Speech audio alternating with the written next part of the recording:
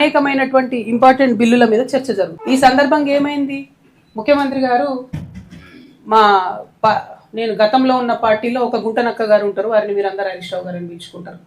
ఆయనను చూసి నేనేదో మాట అన్నాడు, అనగానే నన్ను అంటవా నువ్వు అని చెప్పి అసెంబ్లీ మొత్తం వాయిదా వేసుకుని వెళ్ళిపోయాడు.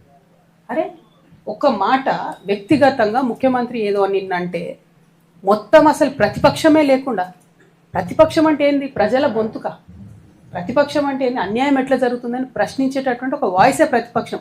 It is not a party, it is a big responsibility. దాన్ని వదిలేసి మొత్తం సభ 5 రోజులు ఎట్లా మీరు బాయ్కాట్ చేసిపోతారు?